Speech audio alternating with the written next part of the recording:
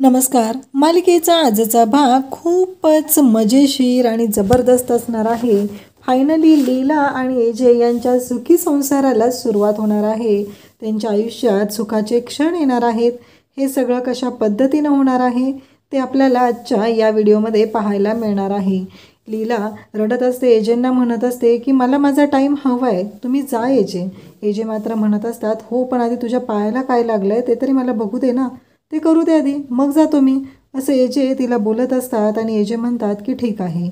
AJ काही जायला तयार नसतात. मग एजेंनी जो स्प्रे असतो तो घेतलेला असतो, कारण लीलाच्या पायाला लागलेलं असतं, तिला त्रास होत असतो आणि तिच्या पायावरती आधी उपचार करणं गरजेचं असतं असं एजेंचं म्हणणं असतं. म्हणून एजे लीलाला तिलाच्या पायाला पाहावं लागतात. तिचा पाय स्वतःच्या हातात घेऊन त्याच्यावरती ते उपचार करत असतात. हे पाहून लीलाला मात्र खरंच खूपच मोठा धक्का बसलेला असतो. एजे मनापासून हे सगळं करत असतात, कारण आता एजे पण लीलाच्या प्रेमात पडलेले असतात. एवढा छान असा हा जो क्षण असतो तो असतो. लीला मात्र रडत असते आणि एजे तिची साथ देत असतात. तिला एकटं सोडत नसतात, तिला मदत करत असतात. तिला काय हवं नको हे सगळं एजे पाहत असतात. आणि त्याचबरोबर लाईट जाते. एजेंनी तिच्या पायाला स्प्रे मारलेला असतो आणि बरं वाटतंय का विचारलेलं असतं. एजे तिच्याशी बोलत असतात. एजेंना ती म्हणालेली असते की तुम्ही जा आता. आणि इकडे लाईट्स जातात आणि हे सगळं दुर्गाने जाणून बुजून केलेलं असतं.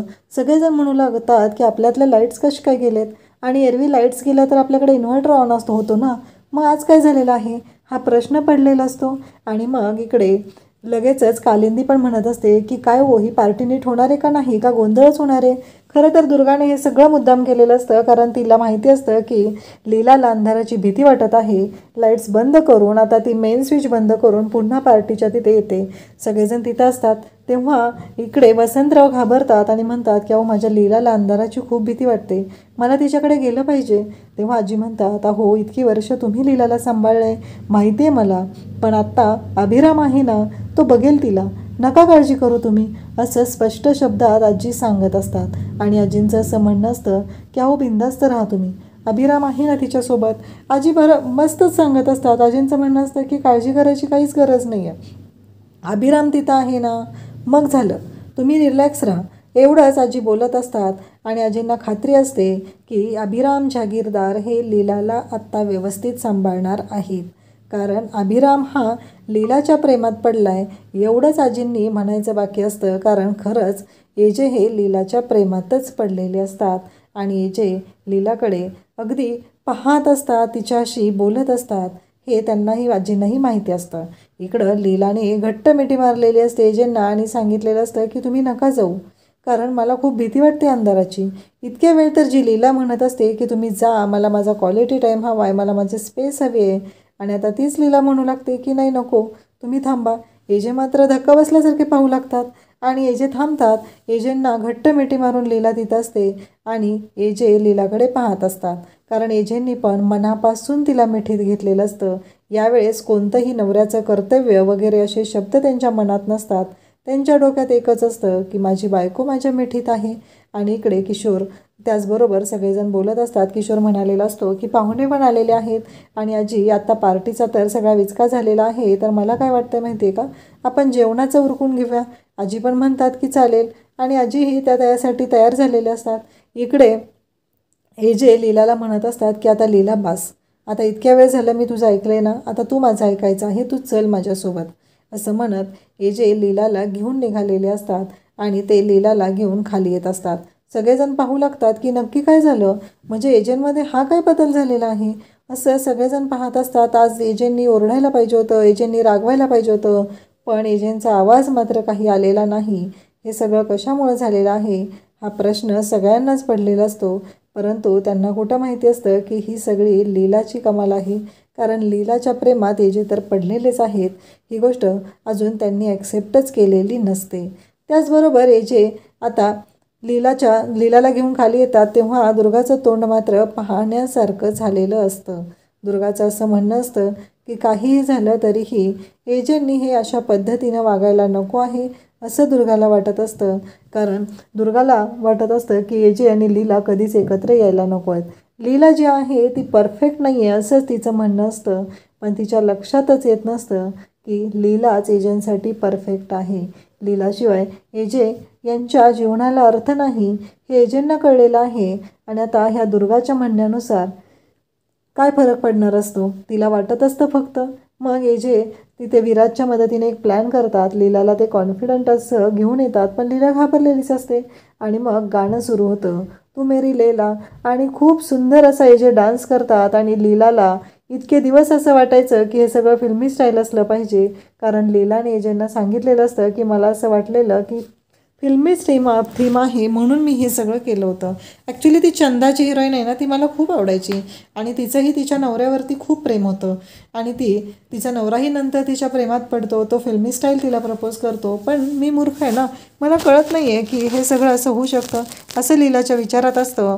आणि एजेने चक्क लीलाची इच्छा पूर्ण केलेली असते. एजे फिल्मी स्टाईलमध्ये आलेले असतात. आणि एजेंचा लुक पाहून लीला पाहतच राहते. आणि खूप सुंदर असा डान्स परफॉर्मन्स सुरू झालेला असतो. विश्वरूप तिथं असतो, विराज असतो, प्रमोद असतो, सगळेजण मदत करत असतात. मध्ये मध्ये सरस्वती पण नाचत असते. आणि ह्या सगळ्या गोष्टी चालूच असतात. विश्वरूप पण एजेंना खूपच साथ देत असतात, कारण विश्वरूपला माहिती असतं की एजेंचं लीलावरती किती प्रेम आहे. एजे लीलासाठी काय काय करत आहेत हे विश्वरूपला माहिती असतं. इकडे किशोरने मात्र एजेंच्या जेवणामध्ये तिथे गुंगीचं औषध मिक्स करण्याचा प्लॅन केलेला असतो. तर एजेंनी इकडे लीलाला इम्प्रेस केलेलं असतं. आणि एजेंनी दाखवून दिलेलं असतं लीलाला की असं काही नाही आहे, तू जे आहे ते सुंदर आहे. आणि एजे शेवटी लीलाला म्हणतात की हे बघ, तू माझ्यासाठी खूप स्पेशल आहे, त्यामुळं तुझ्या डोक्यात हे काय विचार जे चालू आहेत ना ते बंद कर. काहीही झालं तरी तू माझ्यासाठी स्पेशल आहेस आणि तू स्पेशलच राहणार आहे. काहीही झालं तरी हे इकडे डायरेक्टली एजेंनी असं सांगितलेलं असतं की विचारच करायची गरज नाही, तू माझ्यासाठी स्पेशल आहेस आणि तुझ्यासाठी मी काही करू शकतो. लीलाला स्वप्न पडलेलं असतं. एजे तिच्यासमोर रेड रोज घेऊन आहेत. पहिल्यांदा व्हाईट रोज देतात, नंतर येल्लो देतात.